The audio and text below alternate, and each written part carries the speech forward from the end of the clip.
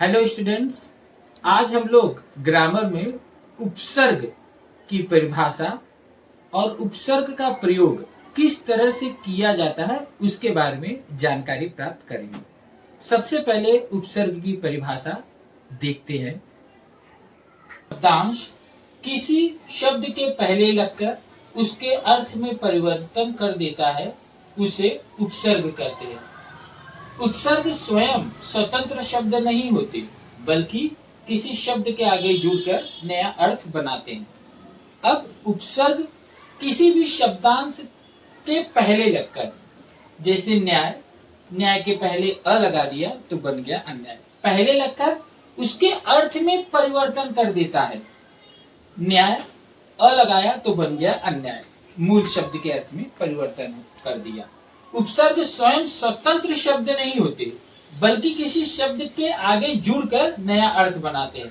मतलब अ उपसर्ग है, इसका कोई अर्थ नहीं है जब तक ये न्याय शब्द से न जुड़ा। इस तरह से हम लोग ये देखते हैं। दूसरा शब्द है संभव, अ उपसर्ग बन गया असंभव। सुंदर, सुंदर के आगे हमने लगाया अति तो बन गया अति सुंदर। के आगे करण के आगे अनु अनुकरण, कार के पहले अधि अधिकार, गंध के पहले सु सुगंध, पुत्र के आगे सु सुपुत्र, जन के आगे दूर दुर्जन, गंध के आगे दूर दुर्गंध, वेश के आगे प्रवेश। तो इस तरह से मैंने आपको अब कुछ और उदाहरण। गति के आगे प्रगति, वार के आगे परिवार, भ्रमण के आगे परिभ्रमण, आशा के आगे निराशा, कार के आगे उपकार। तो इस तरह से मैंने आपको कुछ उदाहरण दिए। और उदाहरण है, आप लोग ध्यान से देख लीजिए इसको।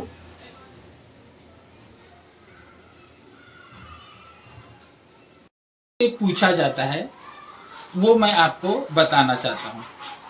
कभी कभी ईमान शब्द दिया रहेगा और आपको बोला जाएगा कि इसमें उपसर्ग लगाइए, तो आप लिखेंगे बे प्लस ईमान इक्वल टू बेईमान।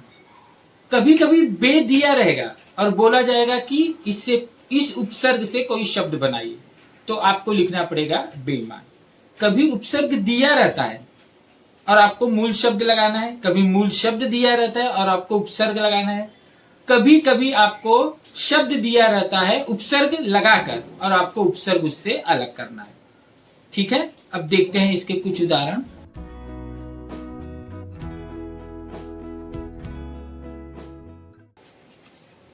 निम्न शब्दों में उपसर्ग पहचानिए। अब देखिए, मूल शब्द भी दिया है, उपसर्ग भी दिया है, आपको उपसर्ग अलग करना है। प्रगति का उपसर्ग क्या होगा? प्र। सुपुत्र में उपसर्ग सु, कुकर्म में उपसर्ग कु, अपमान में उपसर्ग अप, विनाश में उपसर्ग वी। अब यहां पर आपको उपसर्ग लगाना है।